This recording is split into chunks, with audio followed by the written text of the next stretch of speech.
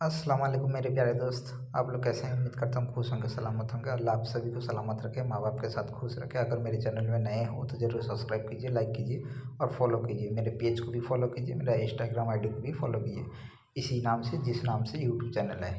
मेरे प्यारे अल्लाह ने हज़रत आदम अलैहिस्सलाम को कैसे इस दुनिया में भेजे और क्या क्या किए, उनके साथ क्या बातें हुई, उनसे थोड़ी सी जानकारी आपको देना चाहता हूँ। अगर आप सुनना चाहते हैं तो दिल लगा कर सुनिए, आपको थोड़ी सी जानकारी मिल जाएगी जो कि आपको अच्छा लगेगा, मुझे भी खुश लगेगा। आप अगर आप मुझे कमेंट करते हो, कमेंट करने से पहले मेरे प्यारे दोस्त 100 बार सोच लेना, क्योंकि आपका एक कमेंट मेरा हौसला बढ़ा सकता है, फिर आपका एक कमेंट मेरा हौसला तोड़ सकता है। गलत और सही समझकर मुझे कमेंट करना, क्योंकि आपका कमेंट कोई भी पढ़ सकता है या फिर आपका कमेंट किसी का दिल दुखा सकता है। आपका कमेंट आपको बर्बाद भी कर सकता है।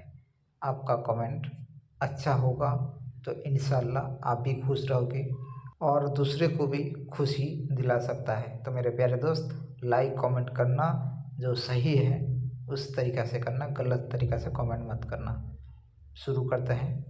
हज़रत आदम सलाम सबसे पहले इंसान हैं जिनको अल्लाह ताला ने बनाया। हमारे सबसे पहले नबी हज़रत आदम सलाम हैं। सारी दुनिया में जितने भी इंसान हैं सब उनकी औलाद है। मेरे प्यारे हज़रत आदम सलाम का जिक्र कुरान में 19 बार आया है, 19 बार आया है।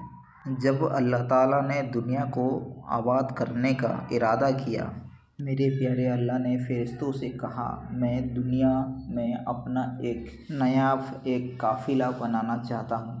फ़रिश्तों ने अल्लाह से कहा, मेरे प्यारे अल्लाह, ऐसे कैसे आप नायाब बनाना चाहते हो जो कि खराबियाँ करे और खून करता फिरे।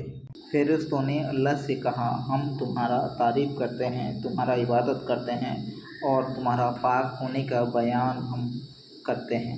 अल्लाह ताला फ़रिश्तों से फरमाया, वो बातें जानता हूँ जो तुम नहीं जानते। अल्लाह ताला ने हज़रत आदम सलाम को सब चीज़ के नाम सिखा दिए। प्यारे अल्लाह ने हज़रत आदम सलाम को फ़रिश्तों के सामने फरमाया, अगर तुम सच्चे हो तो मुझे इनके नाम बताओ। हज़रत आदम सलाम ने अल्लाह से कहा, तू पाक है, यानी कि तू सच्चा है। जितना इल्म तूने हमको बख्शा है, यानी कि जितना आपने बात हमें कही है, इसके सिवा हमको कुछ भी नहीं मालूम, यानी कि आपने जो बातें हमको बताए इसके सिवा और मैं कुछ भी नहीं जानता। फिर अल्लाह ताला ने फ़रिश्तों को हुक्म दिया कि तुम आदम सलाम को सजदा करो। तो जितने भी फ़रिश्ते थे सब लोग सजदे में गिर पड़े, मगर शैतान ने सजदा नहीं किया। इसका जिक्र पहले भी आया है। अल्लाह ताला ने हज़रत आदम सलाम से कहा कि तुम्हारी बीवी जन्नत में रहो और जन्नत में जो चाहो खाओ पियो, मगर एक पेड़ के पास मत जाना। हज़रत आदम सलाम को अल्लाह ने फरमाया, वरना तुम जालिमों में से हो जाओगे। इस तरह अल्लाह ताला ने हज़रत आदम सलाम का इम्तिहान लिया। अल्लाह ताला ने हज़रत आदम सलाम को ये बोल कर देखते हैं, हज़रत आदम सलाम ये बात को मानते हैं या फिर भूल जाते हैं। और एक दिन हज़रत आदम सलाम शैतान के बहका में आ जाते हैं, क्योंकि शैतान पहले से ही हज़रत आदम सलाम से नाराज़ था। शैतान दिल में ये सोचने लगा, क्योंकि इस इंसान के वजह से, इस आदम सलाम के वजह से मुझे अल्लाह ताला ने जन्नत से निकाल दिया और अल्लाह ताला का लानत शैतान पर हुआ। जब अल्लाह ताला ने शैतान इब्लिस को जन्नत से निकाला, उस वक्त क्या हुआ कि शैतान इब्लिस ने अल्लाह के सामने कसम खाया कि मैं हज़रत आदम और उसकी औलाद को क़यामत तक बहकाता रहूँगा। और शैतान इब्लिस चाहता है हम लोग अल्लाह ताला का इबादत ना करें, अल्लाह ताला का कहना ना माने, इस दुनिया में बुराई फैलाते रहें। वो यही चाहता है, इसके वजह से हम लोग करते फिरते रहते हैं। शैतान इब्लिस ने हज़रत आदम सलाम और उनकी बीवी हज़रत हवा को बार बार कहता रहा, बहकाता रहा, तुम जाओ उस पेड़ के पास जिसका पास जाने के लिए अल्लाह ताला ने मना किया है, उस फल को खाओ। इस फल को खाने से आप फरिश्ते बन जाओगे। ऐसे बहकाता रहा। इब्लीस शैतान ने हज़रत आदम सलाम और उनकी बीवी हज़रत हवा को ये भी कहता रहा, अगर आप उस फल को खा लेते हो तो अल्लाह ताला आपको कभी नहीं जन्नत से निकालेंगे। आखिर एक दिन ऐसा आया, हज़रत आदम सलाम और उनकी बीवी हज़रत हवा शैतान के बहकाव में आ गए और उस फल को खाने लगे। उस फल को खाते खाते दोनों नंगे हो गए और जन्नत का जो लिबास उनके बदन से निकल गया और हज़रत आदम सलाम और उनकी बीवी हज़रत हवा जन्नत के पत्तों से अपना बदन को छुपाने लगे। अल्लाह ताला ने हज़रत आदम सलाम से कहा, मैंने तुमको उस पेड़ के करीब जाने से मना किया था और तुम शैतान इब्लिस के कहने पे इस पेड़ के करीब आ गए, उस फल को अब तुमने खा लिया। अल्लाह ताला आदम सलाम से फिर कहा, मैंने तुम्हें बोला था शैतान तुम्हारा दुश्मन है। अल्लाह ताला हज़रत आदम सलाम से प्यार से बातें की और उनको बोले जो तुम जन्नत से चले जाओ, मतलब जन्नत से तुम निकल जाओ और उस दुनिया में जाके रहो जो कि अल्लाह ताला ने आदम सलाम से पहले ही धरती बना दिए थे, जो कि हम लोग अभी इस धरती में जन्म लिए और रह रहे हैं। हज़रत आदम सलाम को जन्नत से निकलने और शैतान के बहकाव में आने के बाद रंजिश हुआ, यानी कि बहुत दुख फील हुआ और बहुत अरसा तक अल्लाह ताला से माफ़ी मांगते रहे और रोते रहे कि अल्लाह उन्हें माफ़ी दे दे।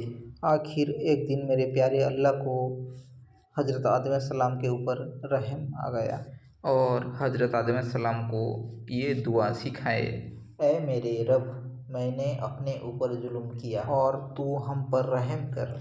अगर तू हम पर रहम नहीं करेगा तो हम बड़ा बड़ा नुकसान उठाने वालों में से हो जाएंगे। तो हज़रत आदम सलाम ने ये दुआ बहुत घूमते घूमते कहा और मांगी और अल्लाह ताला बहुत रहम करने वाला है। जब कोई बंदा गुनाह करता है और सच्चा दिल से तौबा करता है, मेरे प्यारे अल्लाह ताला से ये कहना, अल्लाह ये गुनाह तो मुझसे गलती से हो गया, आइंदा ऐसा गुनाह ना करूँगा, तो अल्लाह ताला माफ़ी कर देते हैं। और जैसे हज़रत आदम सलाम ने कोशिश की और अल्लाह से माफ़ी मांगा, अपना गलती का एहसास किया, तो फिर अल्लाह ताला ने माफ़ी दिया। ऐसे हम लोग भी अपना गलती को एहसास करें, जो गलती हुआ है उसको अल्लाह के पास हम बताएं और उसके लिए माफ़ी मांगे तो अल्लाह माफ़ कर देंगे। लेकिन दोबारा ऐसा गलती हम लोग ना किया करें, क्योंकि अल्लाह ताला बताते हैं जो आप ऐसा गलती ना करो जो कि आपको तकलीफ़ उठाना पड़े। तो मेरे प्यारे दोस्त, आप गलती ऐसा ना करो जो कि आप खुद उस गलती का वजह बनो। हज़रत आदम सलाम को भी अल्लाह ने माफ़ कर दिया। हज़रत आदम सलाम को अल्लाह ने फिर कहा कि तुम और तुम्हारी औलाद दुनिया में रहो। मेरे प्यारे अल्लाह ने हज़रत आदम सलाम से कहा, और ये बात याद रखो कि जब मेरी तरफ से कोई नबी मेरी हिदायत लेकर तुम्हारे पास आए तो तुम इसका कहना मानना। फिर अल्लाह ताला ने कहा, जो मेरे भेजे हुए नबियों का कहना मानेगा उसको फिर ना कभी तकलीफ़ होगा और ना गम होगा, और जो मेरे नबियों की बात को नहीं मानेंगे और हमारी आयतों को झुटलाएंगे वो दोज़ख में जाएंगे और हमेशा उसी में रहेंगे। मेरे प्यारे दोस्त, हम लोग यहाँ आए हैं बस कुछ दिन का मेहमान होकर सारा ज़िंदगी वहाँ रहना है, क्यों ऐसे गुनाह में दोज़ख में हमेशा सड़ना है।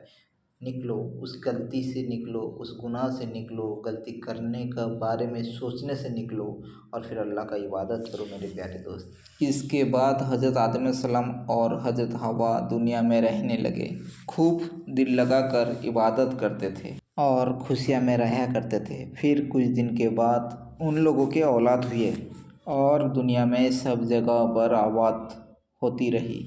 हज़रत आदम सलाम अपनी औलाद को ये बताते रहते थे, तुम कभी शैतान के बहकाव में ना आना, शैतान हमारा हमेशा के लिए दुश्मन है और हमको बुरी बातें करने के लिए बहकाता है। और हज़रत आदम सलाम अपने औलाद को ये बातें बताते रहते हैं। हमेशा अल्लाह की इबादत करना, सच बोलना, किसी के ऊपर जुल्म ना करना, यानी कि किसी को तकलीफ़ ना देना, एक दूसरे की नेक कामों में मदद करते रहना। आजकल शैतान के चक्कर में आकर हम एक दूसरे को नेक कामों में नहीं, बुरे कामों में मदद करते रहते हैं। तो मेरे प्यारे दोस्त, बुरा काम में मदद मत किया करो, नेक कामों में मदद किया करो। उससे आपको बरकत मिलेगी, अल्लाह का रहमत मिलेगा, आप खुशहाल ज़िंदगी गुजारोगे, अपना ज़िंदगी को अच्छा बनाओगे और जन्नत हासिल करोगे। आखिर हज़रत आदम सलाम 900 साल ज़िंदा रहकर फ़ात हो गए, यानी कि हज़रत आदम सलाम इस दुनिया से गुजर गए, रुखसत हो गए और चल दिए अल्लाह के पास। तो मेरे प्यारे दोस्त, यहाँ कोई सारा ज़िंदगी रहने के लिए नहीं आया है।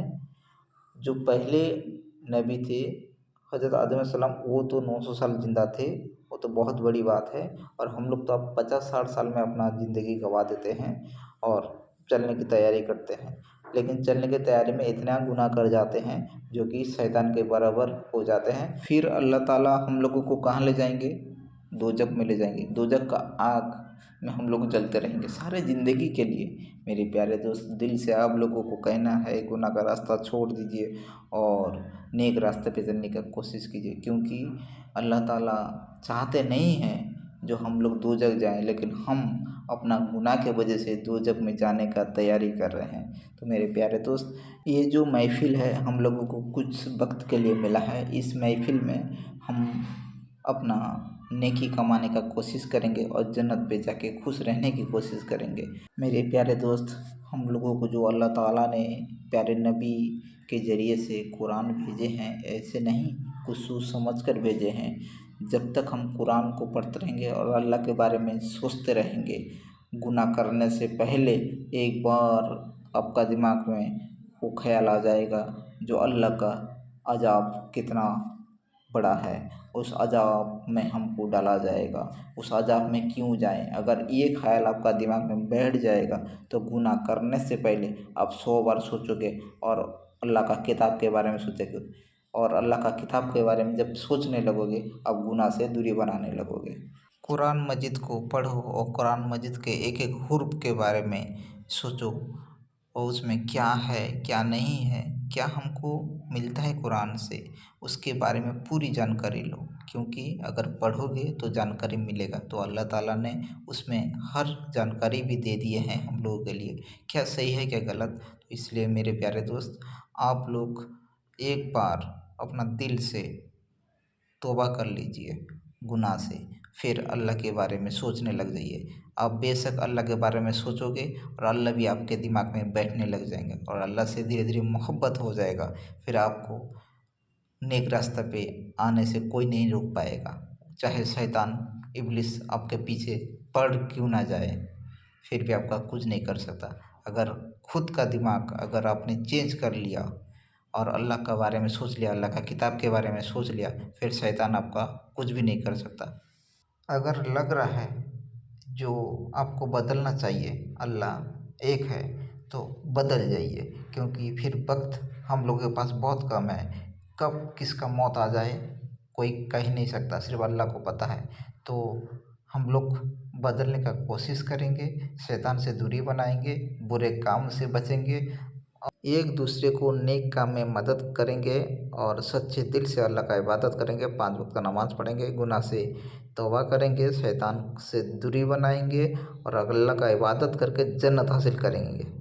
अगर मुझसे कुछ कहने में कहीं गलती भी थोड़ा सा भी हो जाए तो माफ़ कीजिएगा और आप लोग सच में बदलने का कोशिश कीजिएगा। अगर मेरे चैनल में नए हो तो ज़रूर सब्सक्राइब कीजिएगा ऐसी अच्छी बातें सुनने के लिए।